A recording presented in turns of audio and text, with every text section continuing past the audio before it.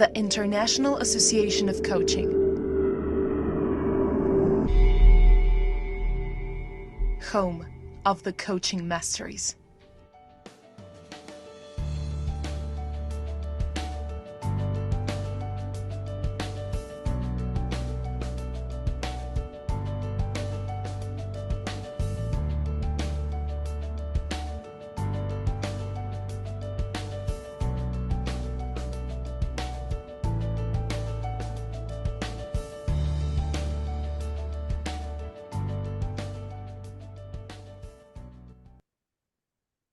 Hi, everyone. Welcome to Quo Vadis Coaching, day number 4. We have a wonderful session for you today on the topic of reimagining leadership coaching. In this 20th anniversary year of the International Association of Coaching, this is a very fitting topic. When Thomas Leonard envisioned the IAC, it was with the purpose of creating a new framework for coaching. And the early IAC leaders developed a new view of coaching called the Coaching Masteries. And they reimagined what a coaching certification process should be. And those coaching masteries and the certification process have proven to be a constant throughout our history.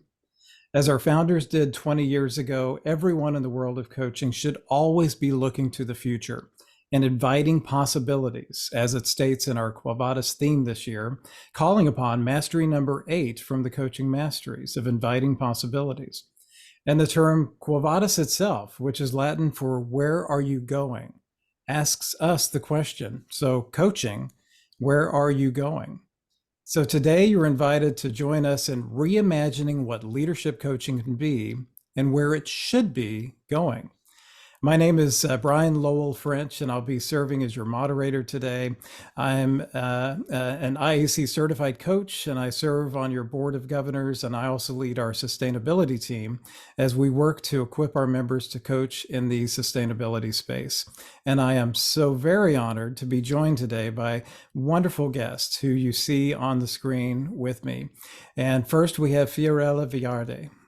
Fiorella is a change and resilience executive coach, educator, and creator who is inspired by catalyzing positive change into higher levels of well-being, inclusion, performance, and productivity. She serves as the regional network director of 6 Seconds, the global emotional intelligence community. Fiorella, would you like to say hi and briefly share the main focus of what you'll be sharing with us a bit later in the session? Hi, everyone. Thanks for having me. This morning, we're going to be talking about the Quo Vadis of leadership coaching in terms of the energetic crisis in the world. How can we navigate emotional contagion and leverage our own emotional courage? Wonderful. Thanks so much, Fiorella. I can't wait to hear. Next, we have Nandini Sarkar. And Nandini is a culture curator and an inclusion strategist working in the domains of DEI, L&D, OD, leadership excellence, mentoring, culture building, and change management. She serves as the global leader of Diversity 360, Culture, and Belonging at Hitachi Energy. Nandini, could you briefly share the main theme of what you'll be presenting later in the session? Thank you, Brian. Greetings of the day and a warm hello from Bangalore City in India. I will be touching upon the point of integration of diversity, equity, and inclusion and ESG impacting the SDG goals, and how can coaches support the leaders in their journey. Wonderful. Thank you so much, Nandini. And next we have Wendy Ann Smith. Wendy is a coaching psychologist. She is the director of her coaching consulting firm, Eclairev, and is the co-founder of the Coaching Ethics Forum. And she is the lead editor of 3 books, Positive Psychology Coaching in the Workplace, The Ethical Coach's Handbook, and Ethical Case Studies for Coach Development and Practice. Wendy Ann, would you like to hop on and say hi and briefly give a highlight of what you'll be sharing later in the session? Thanks for that, Brian. Thank you. Yes, we're going to be looking at the convergence of ethical practice or ethics and positive psychology, or the science of well-being, and just how they support each other to enhance our practice.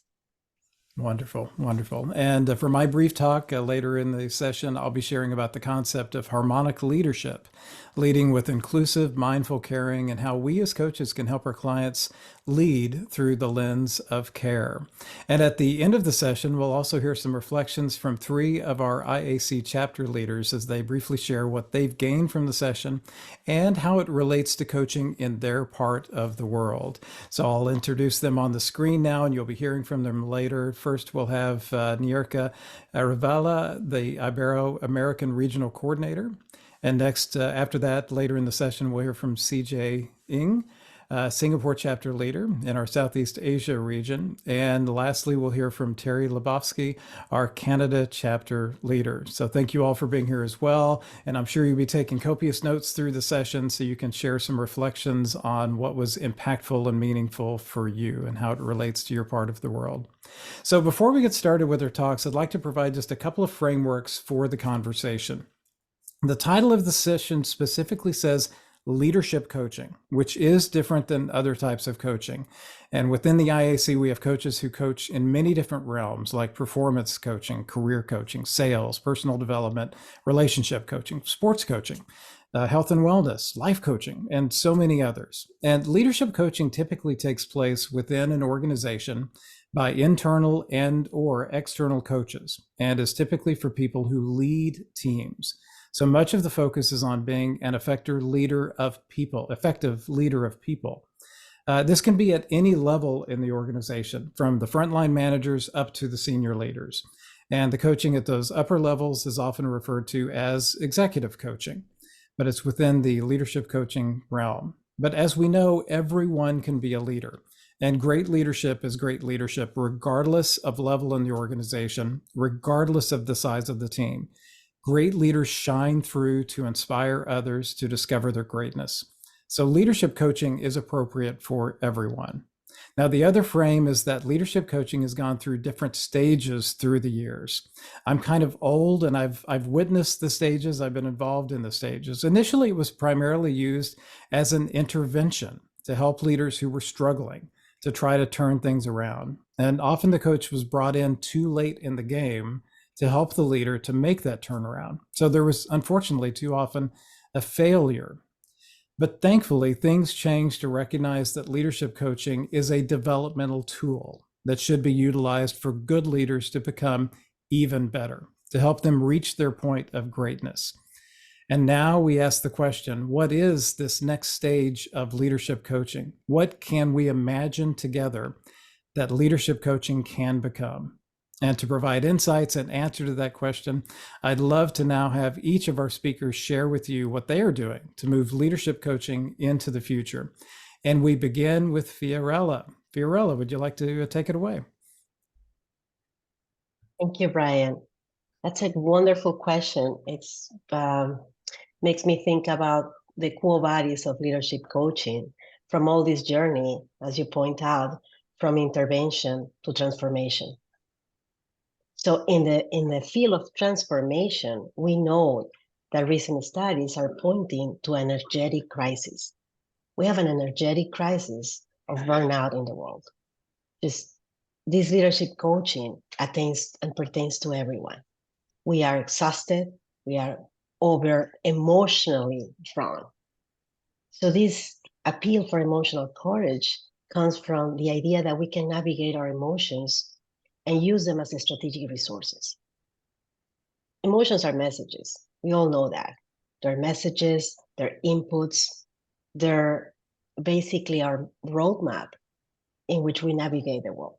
Now, how do we use that? How do we harness the power of emotions to become better leaders and become better leaders in leadership coaching? That's a great question, because we have the issue of emotional contagions.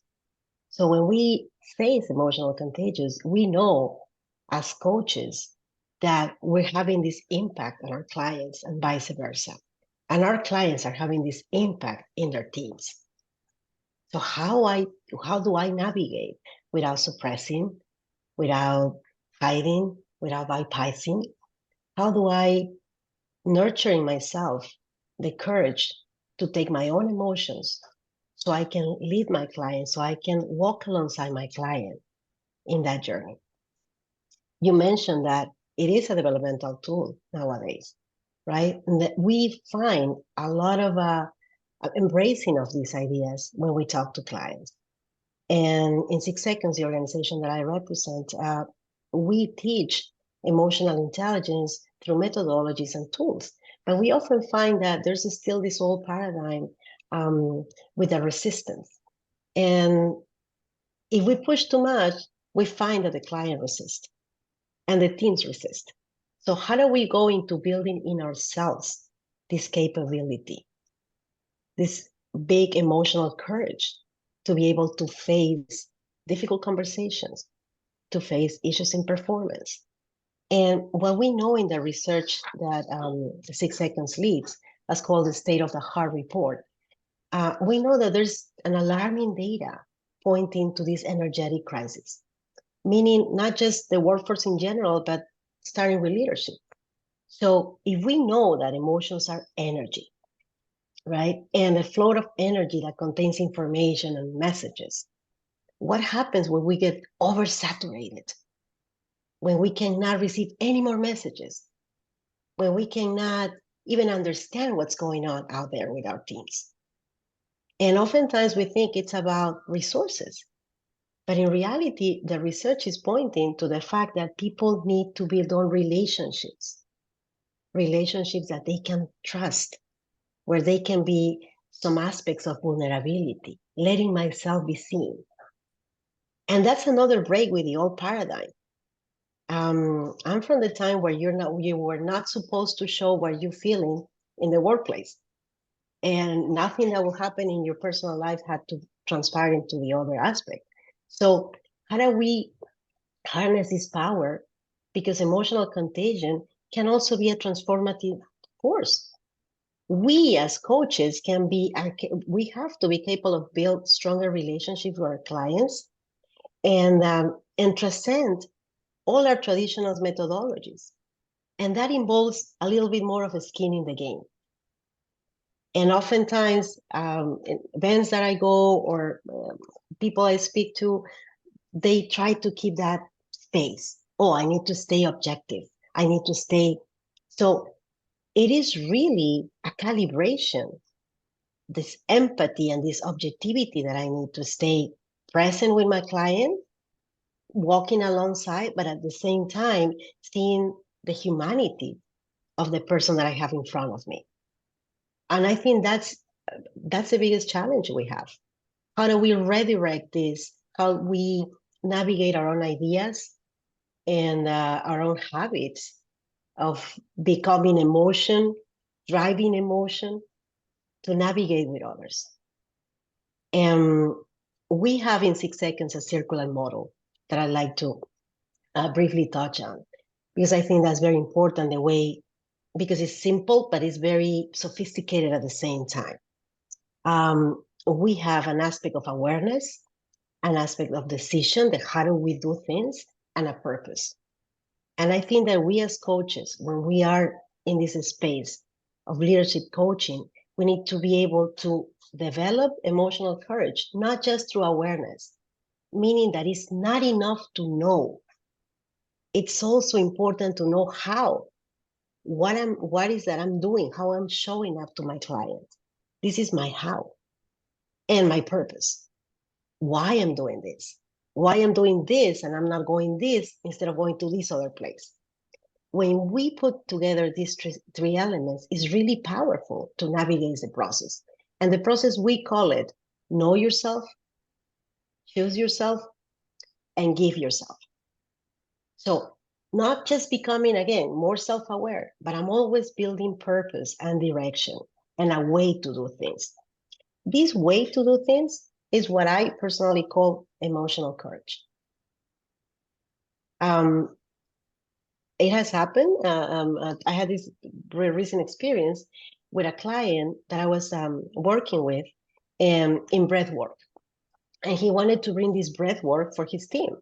And this team had very, very animated discussions that sometimes ended up in conflict. And he was practicing the breath work for him to lead this team. Now, the next step was like bring this practice to the team.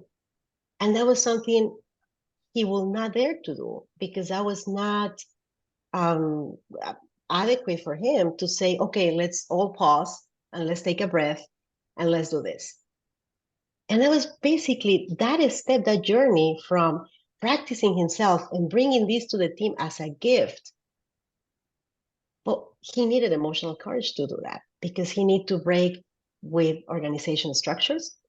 He needed to break with, oh, what people are going to think about me. So, and it was a big leap for him. But that was basically, in essence, nurturing and developing his emotional courage.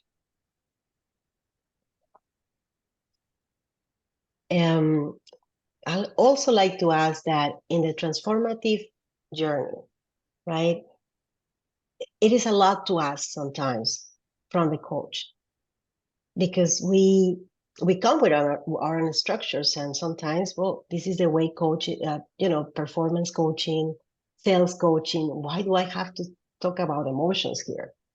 But this is not. I would like to invite people to see emotions more as a strategic resource, and not just about talking about emotions, but really building relationships. Because we just not build relationships based on emotions. And emotional intelligence is much more than talking about emotions. It's really, it has optimism, it has resilience, it has decision making, so many other things. But going back to the base is recognizing that these are fundamental drivers of human behavior. And just making a pause and just thinking, okay, how do I want to show up? How do I want to use this as a resource as opposed to being drawn by this energetic crisis where I'm feeling that I'm basically numbing myself because it's too much. Now, the other thing that the research points out is that people, it's not about so much the overworking or the people feel tired, the teams are overworked, although it is a factor. But it's the fact that people might feel lonely. That people feel that they don't have enough support, that they don't have a space to be vulnerable. That they're being, going back to COVID, right? When you go back to work from home, how do you feel? Do you feel supported enough? How do you lead those teams? So now in the world of hybrid teams, how do we coaching our clients to empower them to embrace this?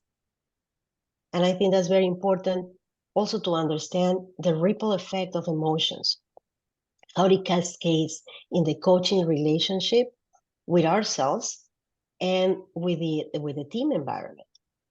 So this leader that is exerting this influence, this positive influence in its team, has a positive ripple effect in other people. And that's something that in 6 seconds, we understand really well. Our job is to create these ripples throughout the world using emotional intelligence. And I think that that's the essence and the challenge of the 21st century in light of artificial intelligence. The human touch, the humanity of our craft cannot be replaced. Beautiful. Thank you so much, Fiorella. Wonderful, wonderful talk. And I'm curious, when you talked about the resistance that people have to opening up and being showing emotions within the workplace appropriately. How do you deal with that resistance? How do you find ways to overcome and open people to showing their emotions? Well, one of the most tried questions that I find, it's what do you feel? What are you feeling right now? There's such a resistance to answer that question. And so I try to go in, what is your perception of this? Oh, does it remind you to, what does that remind you to? So I try to ask the same question in a way that people feel less of a dread to answer, right? Sometimes, and that's even looking at culture. Culturally, there's some places where you ask, how are you feeling? And it's not appropriate. culturally to tell you how they feel because it's impolite. It can be rude. They don't want to bend or something. So just I try to go around validating the whole experience, not just the feeling.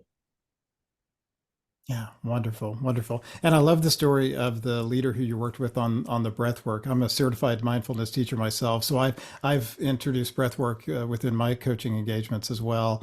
And I've had leaders who have wanted to take it back, but they struggle because of exactly as you shared. It takes that emotional courage. How did that end up with the leader? Did you get feedback as to how the team received it? Yeah. And believe it or not, we were working in this issue for weeks. Like I am empowered to do this red work. And now the moment I crossed the door, the person was like totally like, okay, let's do this, let's do that, let's go into the agenda until he finally realized that what he was doing. And this is a very powerful also example of how he put together this model.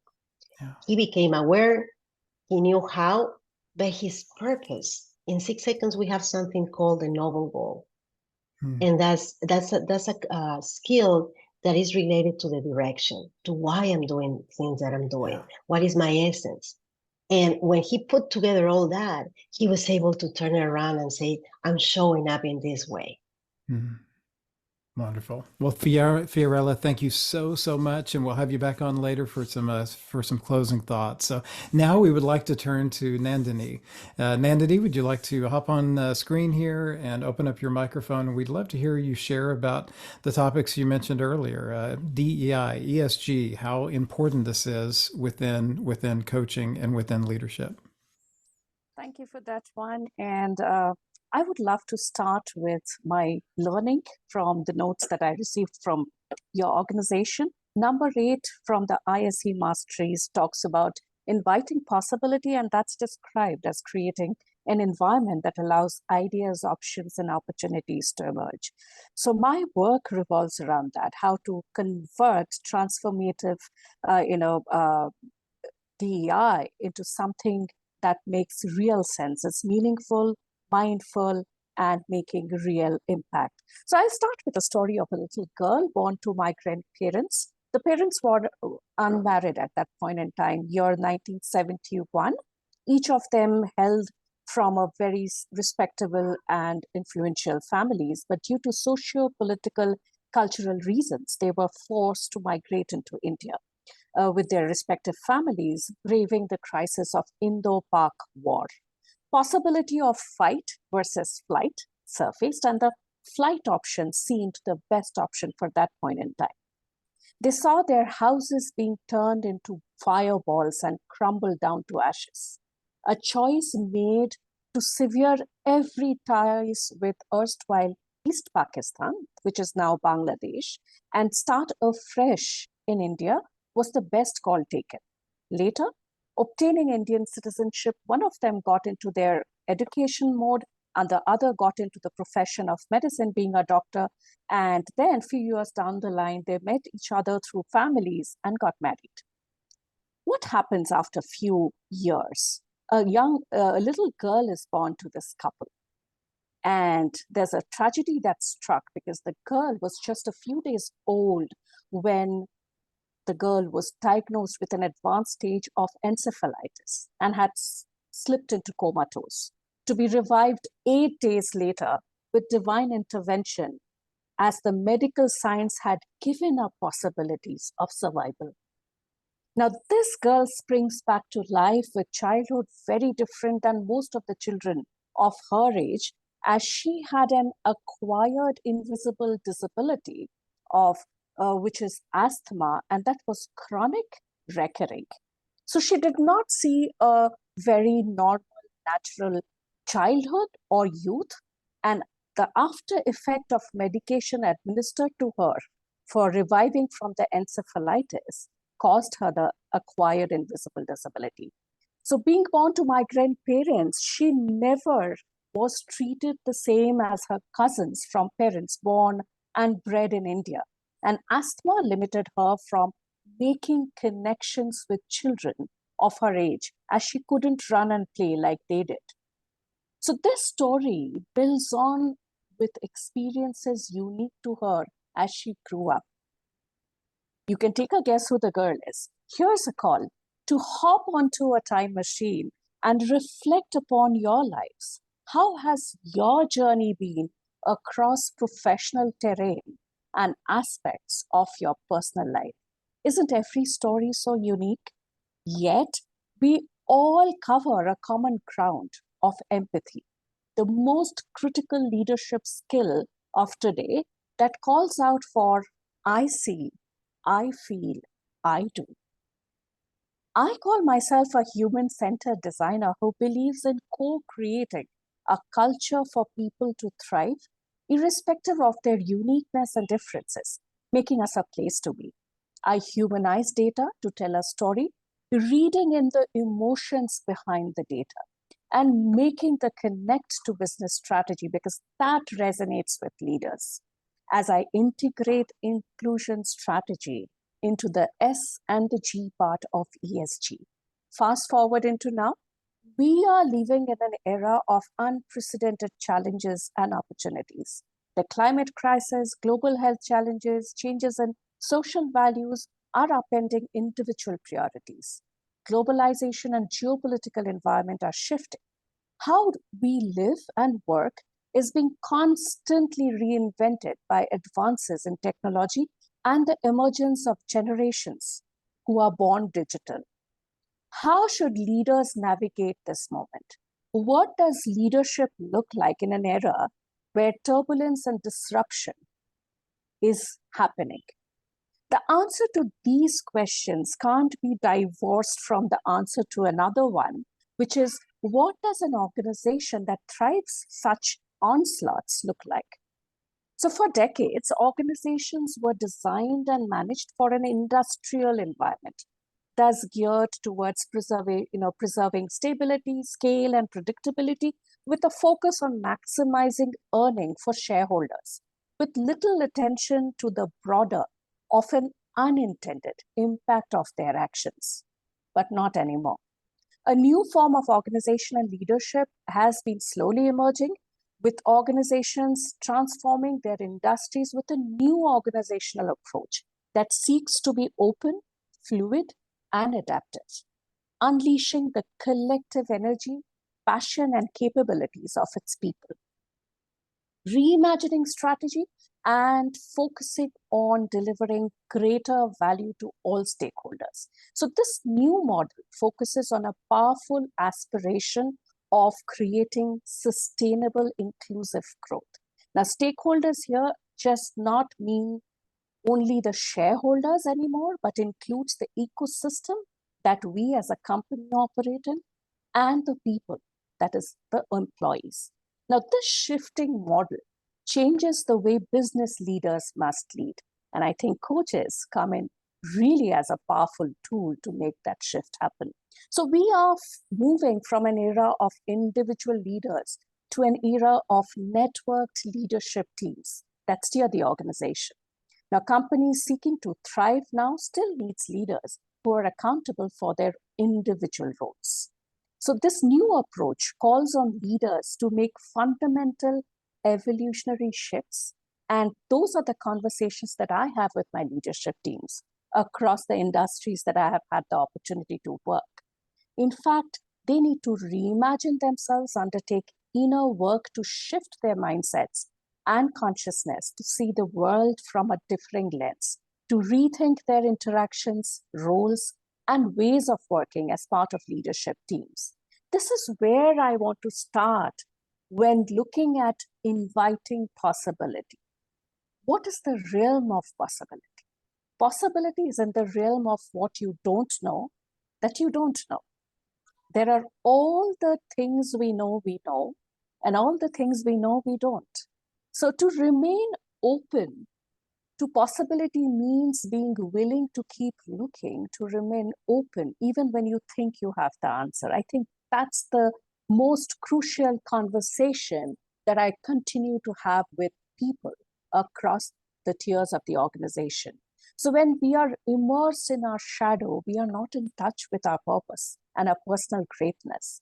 So we need to create an awareness of this powerful psychological construct and reconnect to our greatness, empathy, energy, values, and purpose. So how do I connect diversity, equity, and inclusion to leadership coaching and ESG? Now, as we know, DEI refers to the practice of creating an environment where all individuals, regardless of their background, feel welcomed, valued, seen, heard, and respected. So as inclusive workplace encourages diversity and promotes equity in opportunities and treatment alike, because it's all about that uniqueness and differences that people bring along with their identities to thrive. So as a leader, it's essential to understand the importance of DEI. That's the conversation I lead in my organizations, as well as that's where leadership coaching comes in very handy. Leadership coaching can help leaders develop the skills and knowledge they need to create an environment that values diversity, promotes equity, and fosters inclusion. Because we need to understand, in order to build organizational sustainability, we need to attract and retain talent, increase innovation, build stronger relationships, improve decision-making, and meet customer needs.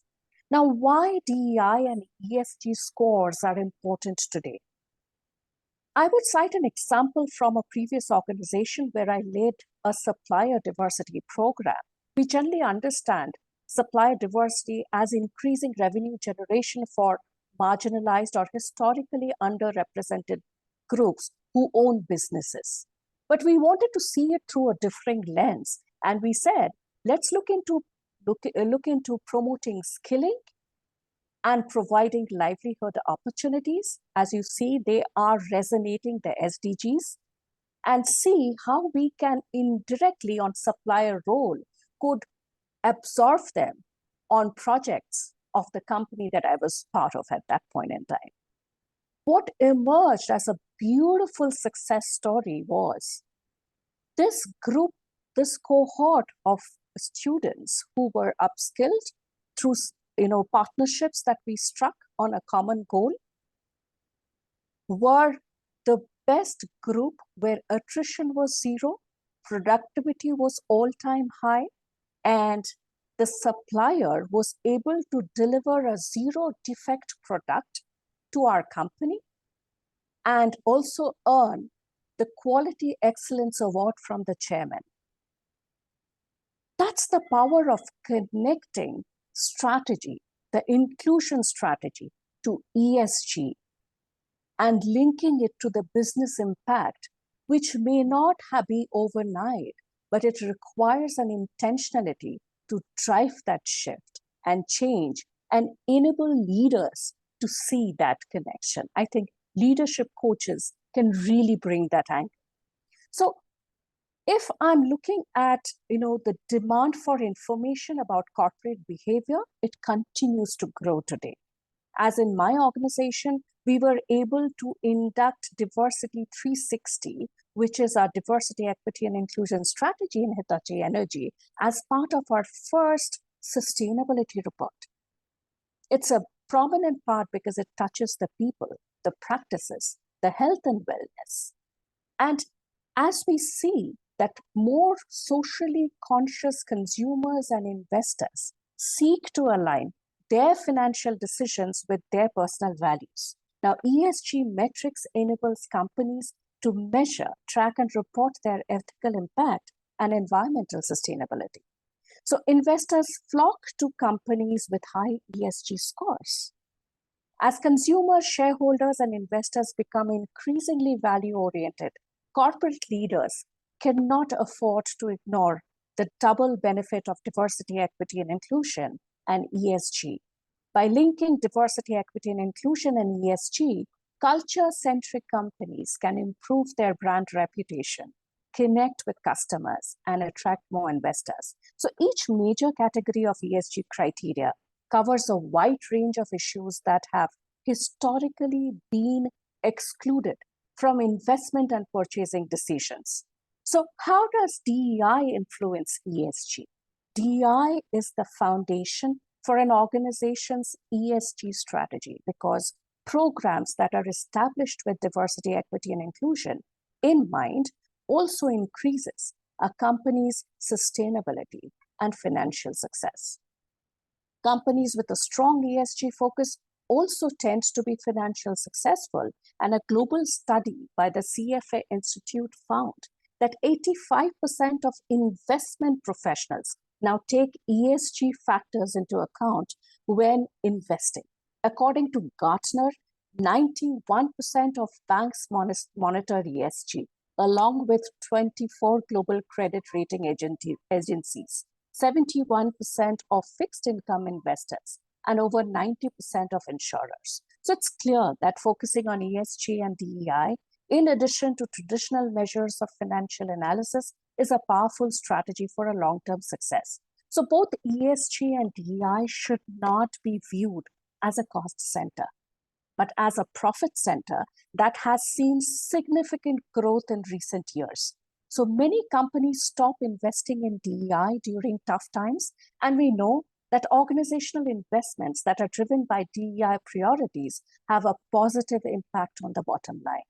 A lack of commitment to DEI doesn't just harm a company's effort to be inclusive, but it harms the company's bottom line. So DEI is crucial in today's workplace, and it's essential for leaders to understand and apply leadership coaching. So what I would leave, you with a thought is coaching can help to improve ESG and DEI ratings in a number of other ways. For example, coaching can help to improve communication and collaboration within the organization, foster a culture of accountability and responsibility, promote innovation and creativity, and drive continuous improvement. So overall, coaching can be a valuable tool for improving DEI and ESG ratings and in achieving sustainability goals by helping leaders to develop a clear ESG vision and strategy, make better ESG decisions, engage with stakeholders, monitor and report on ESG progress. So coaching can help companies to achieve ESG goals through attracting investment, customers, and employees they need to succeed. With this, back to you, Brian. Wonderful. Thank you so much, Nandini. And thank you for sharing the very impactful story. And you said, guess who the girl was? Was it you? Right on that.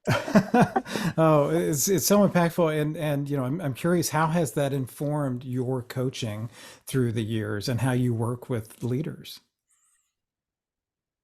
I think I would say two things here. One, empathy comes very naturally to me because I have lived moments of exclusion.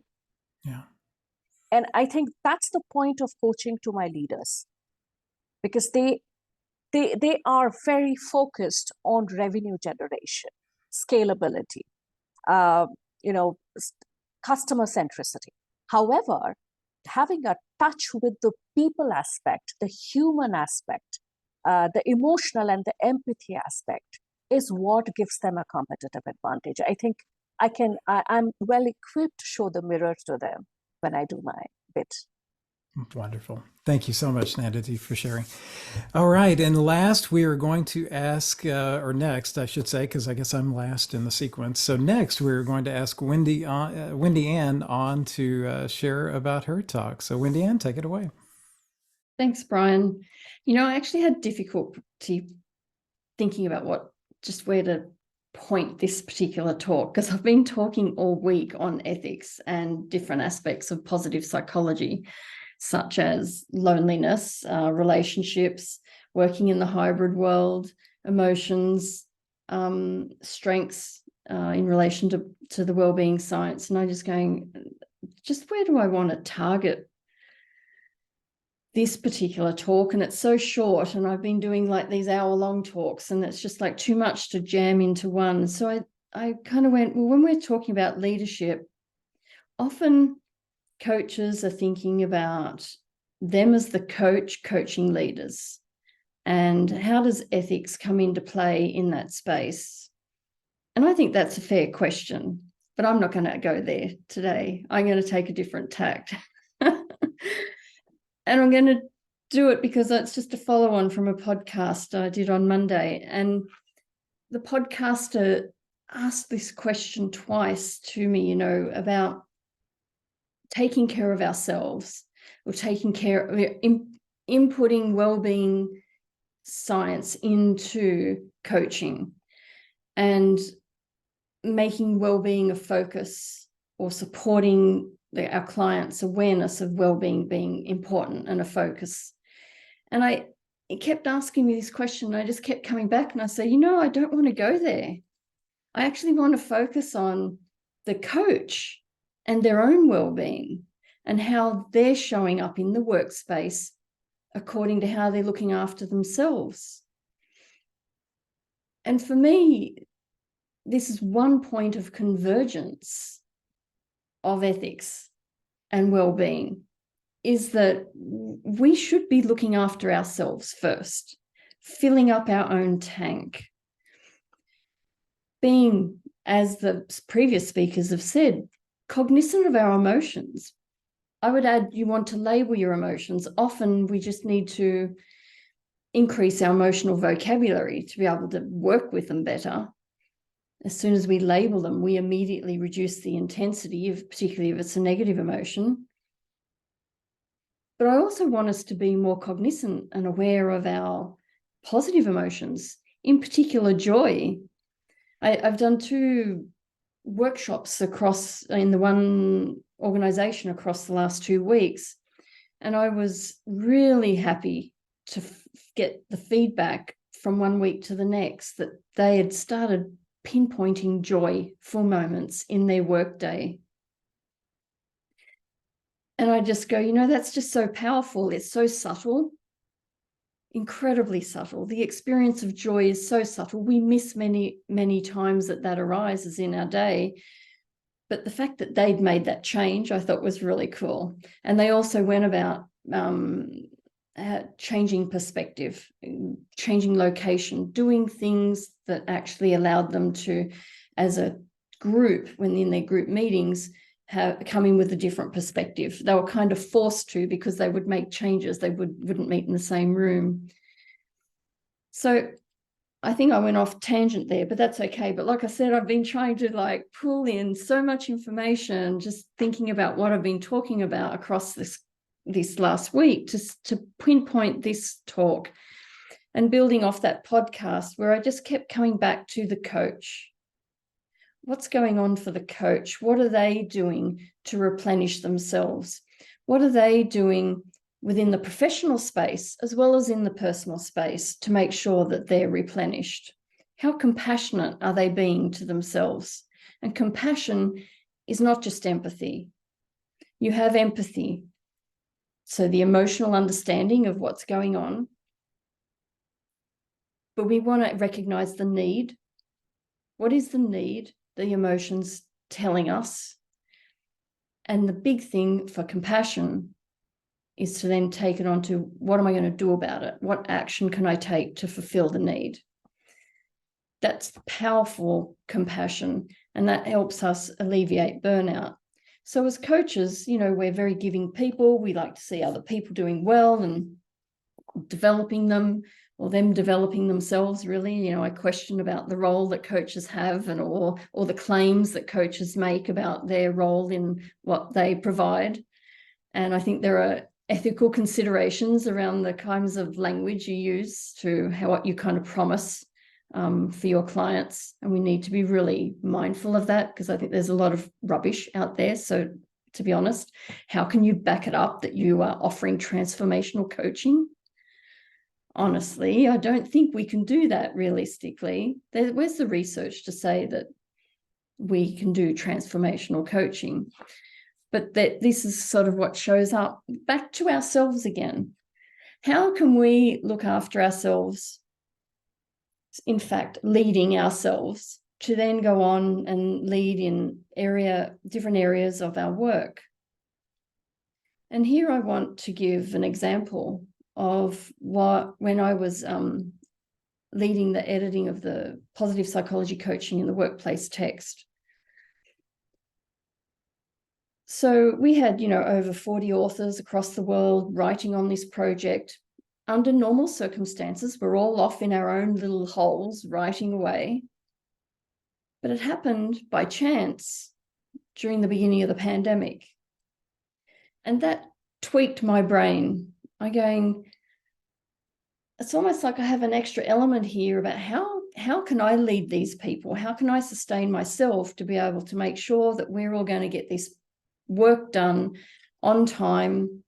And how are we going to help them feel well? I didn't want someone to drop out because the pandemic just became too much and everything around it was too much.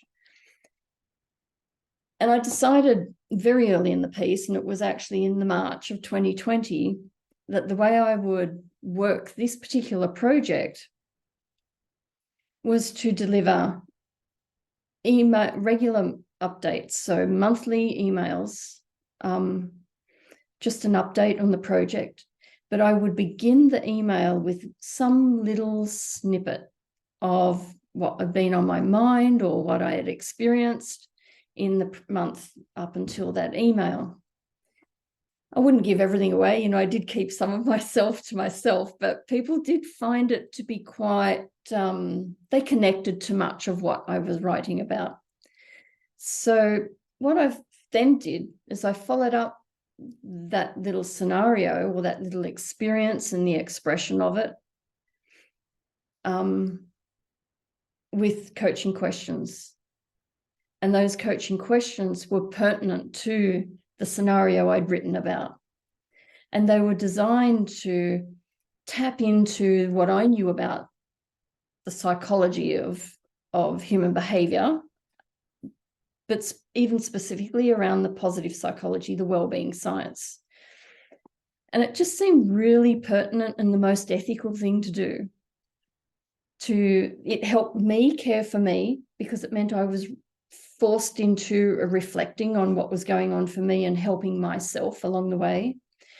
I was somehow, with these emails, unexpectedly, I'm glad it happened, but people felt like they had a community going, even though everyone was in blind copy and people would just respond just to me. But it fed them. It still felt like a community to them.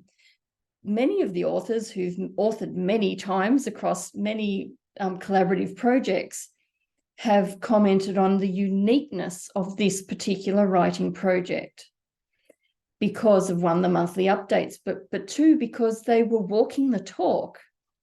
And it was happening through the scenarios I'd put through my own experiences and the coaching questions that I invited them to consider to help themselves. Admittedly, not every scenario is going to touch everyone at any given time, but generally it was, it worked fairly well. And we actually got the project in right on time. A 30-chapter book in less than 12 months is big, from nothing to submitting is a pretty big deal. And in the middle of the pandemic. So what I liked about that is it tapped into a really strong value of mine, and that is that we walk the talk. We as coaches are doing what we espouse our clients do. And I think we have an ethical obligation to do that, just as we have an ethical obligation to continue to develop ourselves, to be better people, to then be able to show up in a more whatever way is needed as a coach in your coaching. But what's interesting is when we're talking about ethics is that so often it's just put forward as being a decision-making process where we will take a lot of different factors into consideration. And one of those will be our morals, another will be our values, and then it'll be about all the different circumstances of the situation. And we use all the resources available, I hope. If we're not always aware of all this stuff, I suggest you come to the Coaching Ethics Forum, because it's 2 days just going to blow your mind away. But we just need to be, I just lost my track, but that's okay. We'll get it back in a minute. So we just need to be focusing on our development. And we have an ethical obligation in relation to, pulling together our resources, our values, and then saying, I've made a decision, and this decision is based on the least harm, most good of all the different scenarios and different pathways I've decided that I could take. And often it stops there. Often the discussion around ethics stops right at, well, I got my decision. You'd be surprised. You'd be thinking to yourselves, no, I kind of act on things when I've decided. I'm going, yeah, but every time? Do you really examine every part of what's going on for you and your own well-being and make adjustments accordingly in a fairly timely way? So I think there another area with the convergence of ethics and the science of well-being is when we start focusing on strengths. And we do that to start going from the knowing, the decision we know, to the doing, taking action. Research shows there's a big gap in the knowing to doing. So I think the science of positive psychology has a lot to offer to help people bridge that gap. So what do you need to let go of to move from knowing to doing? Yeah. What do you need to let go of to really deeply examine what happened and where you're at? And what comes up for you? Someone once at one of my webinars said, shame. And I was astounded. I was like happily astounded. I'm like, yes, someone's actually got the courage to answer that question and publicly. I was astounded that they actually went with shame. And it was kind of saddened me that they went with shame. But how brilliant it was that they could recognize that shame was an emotion that was stopping them from going into a deeper examination of whatever it was, for them to be able to then move and progress. I mean, what a massive barrier. Yeah. But with her becoming aware of it, it opened stuff up for her, and she was able to then do more work. Interesting. Yeah. When it ties in, Wendy, and there is a question in the chat box that I think relates to that from Renee. How does ethics impact a person's well-being in the manner presently discussed? And when you told the story of the person realizing that shame, and especially if the shame came from an ethical dilemma, that definitely would influence the sense of well-being. How have you seen that? Well, what I want to add to that when we're talking about ethics actually impacting our well-being, and it can do when we know the decision, we know what we've got to do, and we're just kind of a bit scared to do it, and that's fair enough. And I say, this is where what do we need to cultivate to actually move from knowing to doing? We can tap into strengths. What have we got? What do we naturally use in other challenging circumstances that's going to be relevant here? Or what else do we need? What else do we need to cultivate to actually help us move across? So I think this is where we are going to really start narrowing that gap between the knowing to doing on ethical practice, whether it's for ourselves or in looking at ourselves or helping our coaching clients. The same processes are there, but I just want to encourage everyone to start with themselves. Wonderful. Wonderful. Thank you so much, Wendy Ann. And thank you also for mentioning the Coaching Ethics Forum. I was going to wrap up your talk with mentioning that because it's coming up soon, 8th and 9th December, with some wonderful guest presenters and panelists, including our very own Anjali Nair, who will be part of some of the one of the presentations. And I've registered myself. I highly recommend it. Looking forward to participating. So thank you so much, Wendy Ann. All right. Well, with the short time left, I'm going to give just a few thoughts of my own related to this topic of reimagining leadership coaching. I'm getting to the stage in my career where I'm considered old. Well, at least older. So through the years, I've had to do a lot of reimagining and a lot of thinking about what comes next, of inviting these new possibilities. And I've been coaching and creating and facilitating leadership development programs for 30 plus years, both inside organizations and as an external coach and consultant. And in that time, I've seen this evolution of coaching. So when I consider our theme for this day, to reimagine leadership coaching, I have many thoughts. I also have many hopes, hopes for the strengthened impact that we can have in the world. And as you've heard from these three amazing speakers today and from the past 3 days of this conference, coaching has the opportunity to create purpose within people. Purpose that is driven through ethics, pointing to Wendy Ann's message, through emotional intelligence, tying it in with Fiorella's message, and striving to have a positive effect in the world through sustainable practices like DEI, ESG, and many others, as Nandini shared. And when a leader understands their purpose, it can be life-changing for them and for all those around them. And in my earlier days of coaching, I used to ask a kind of a typical coaching question to my coachee: what can I help you to achieve? Common question, sounded appropriate at the time. But now I find myself more and more asking, what is the greater good that we need to accomplish together? And this opens up the mind to that broader system, to the bigger purpose. And I use many self-reflection exercises that invite the coachee to explore this bigger purpose, ultimately developing a leading with purpose statement. And we use that statement throughout the coaching engagement to focus, oftentimes to refocus, to motivate, and to inspire to reach their purpose.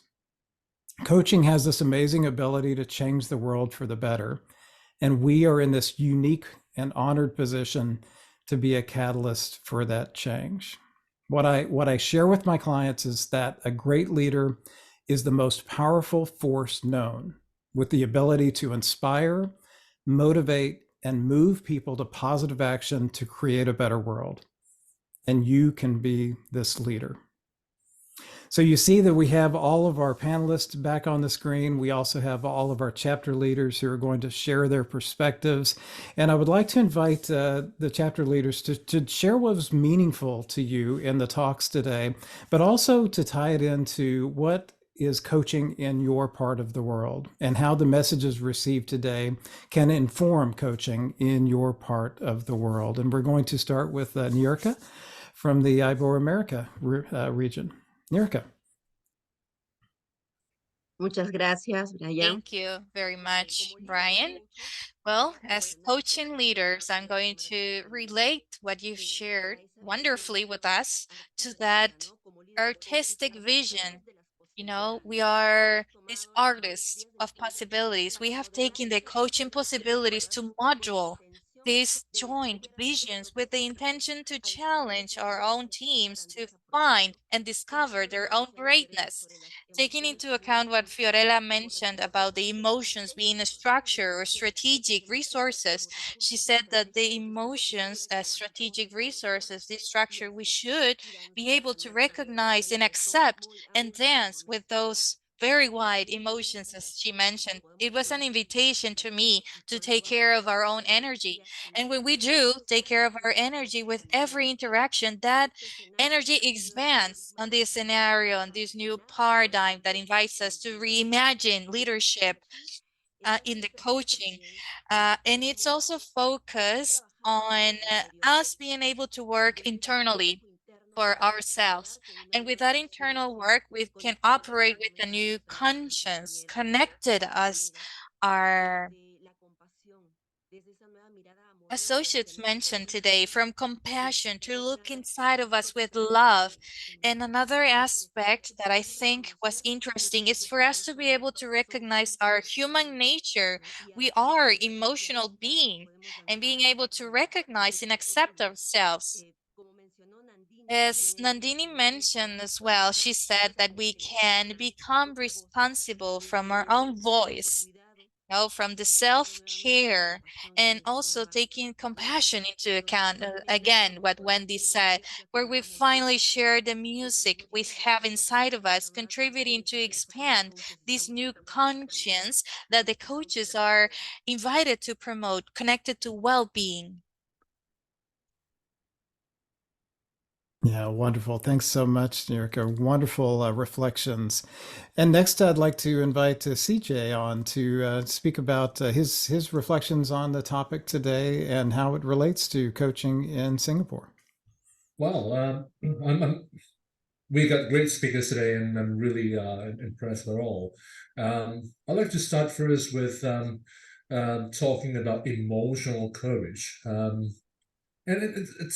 usually we talk about courage, we talk about decisiveness, and we seldom think about that to do a certain thing, to have that conviction to do things, especially when it's a 50-50 kind of thing. You're not too sure if you want to just go ahead and do it. It really is about emotional courage. And in fact, yesterday we had a session. Jessica was saying that no, if we have emotions that are left unchecked or undermanaged, then it could be like a wild horse gone wild, unhinged. And in a way, how we manage or we are aware of our emotions will impact on the way we coach and also the way we lead. The other thing that really stood out was the idea of being compassionate, more than just having empathy, but also having that compassion to feel and understand and see things from the other the other person's perspective, and also being willing to go the next step to take action to fulfill the need. So these are in a way what are my key takeaways in terms of how the emotions, the coaching, and the leadership part. Oh yeah, and one more thing on the that DEI and ESG as it is now, it's a cost center, and combining all these combining all these factors, we can put it together and see real results, and in fact, it should be a profit center. Yeah, wonderful. Thank you, CJ, so much. And last, I'd like to invite Terry on to share his perspectives. Thanks, Brian. I think the conversation that we had with the panel was fantastic, very insightful, very inspiring as well. What I'm seeing here in Canada and the US is a very distinct movement away from traditional leadership roles where people would lead through command and control and direction. And what we're seeing now with most leaders is that higher compassionate leadership style, more servant leadership style. And so some of the things that I heard from the panelists were, we need to recalibrate energy. We need to start seeing leadership through a new lens. I think these are vital. And as coaches, I think this is an opportunity for us more than ever to value the 9 masteries that the IAC has kept for us almost as a jewel, because where do you have an opportunity to invite possibility in your life? When in your day-to-day do you really feel heard? The 9 masteries give us a great roadmap as coaches to help leaders develop and see things through a new light, through a new lens, using emotional courage. I think that this is where leadership coaching is going. We need to support this trend towards servant leadership and more compassionate leadership. So we're seeing that absolutely here in Canada and the US, and hopefully it's a trend that'll continue. Brian? Yeah, thank you so much, Terry. And I love how you brought back in the 9 masteries, because they're timeless. They've been timeless for now, our existence of 20 years. And when we consider reimagining to the next phases of leadership coaching, they're still going to be timeless. And, there's been a lot of talk about AI, artificial intelligence, the last few days. And I was going to touch on it had I had enough time, but I'm going to touch on it real briefly right now and then invite our panelists back on to share some perspectives. But AI is going to change the coaching world. But we've been using AI. When we use psychometric assessments, there's an AI engine building those profiles that we then share and debrief with our clients. So we've been using it, but it will get more advanced and it will become more pervasive in our industry. But AI can emulate, but it can never be. It can never be human. It can never catch the intuition and the nuance needed in order to catch the meaning of a pause. That pause from our coachee that tells us volumes, and the AI engine will never be advanced enough to catch the intent of that volume of message in that pause. It will find a place. I liken it to learning and development. I've been in the leadership development game for a long time. And when e-learning came to be to the forefront, yes, there was a place for leadership development in e-learning. But there is never a replacement for that dialectic experience where we gather, we discuss, and we learn together. And it will be the same in coaching, in my opinion. So now in our last few minutes, I would love to just invite our panelists back on to share, what thoughts have come up to you for you through the other presentations that you've gone through. So we'll go in order again. So Fiorella, what would you like to leave the folks with today? Thank you, Brian. Well, for me, wonderful takeaways.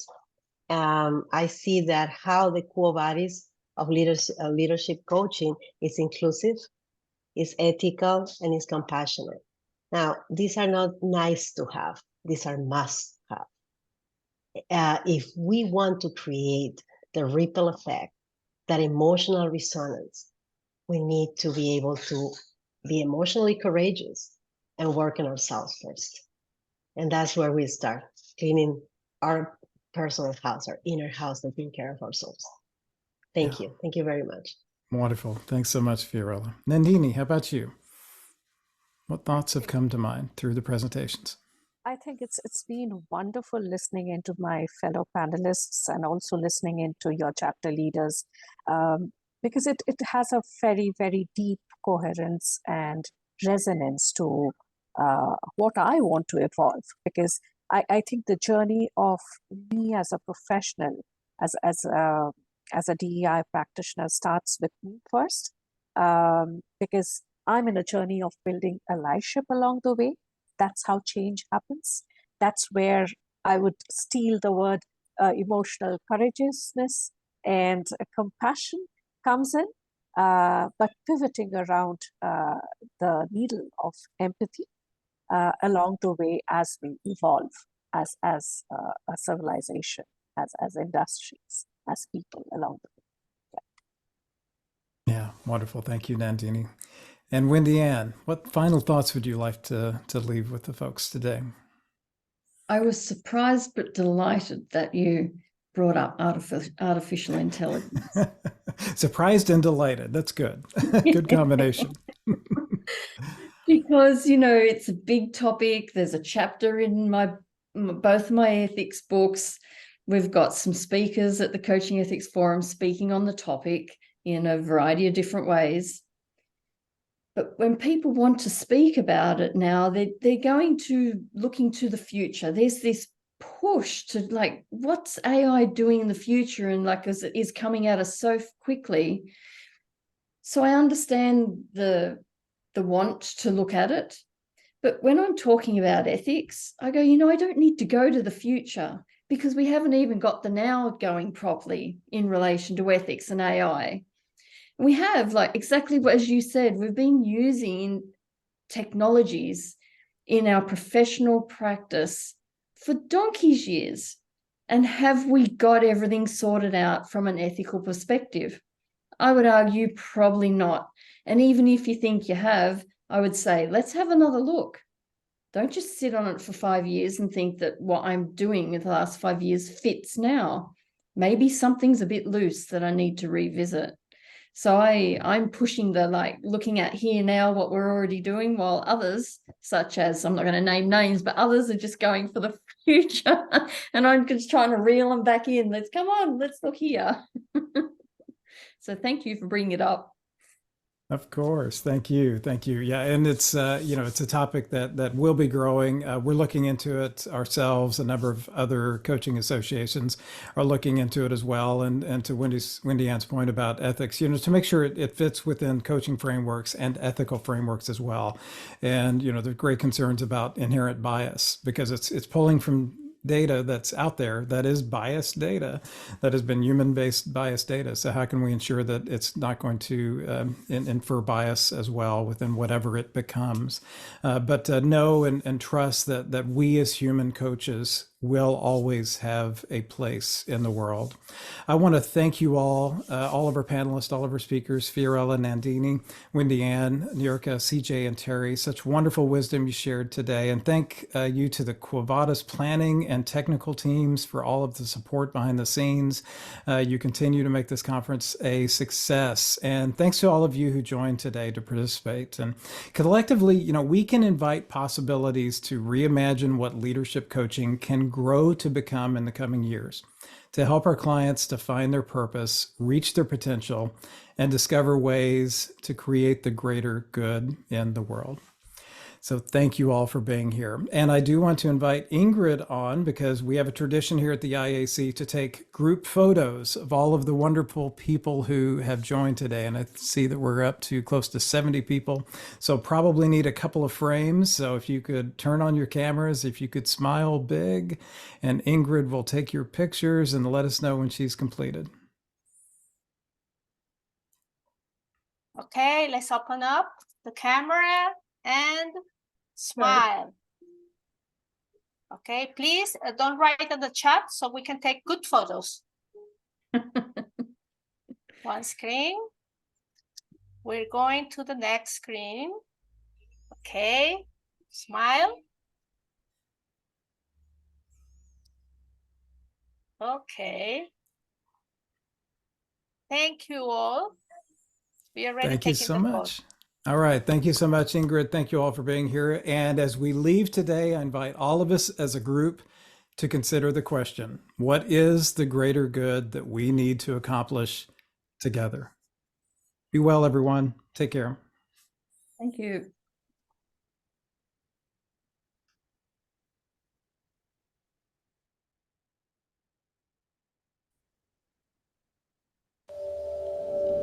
The International Association of Coaching. Home of the Coaching Masteries.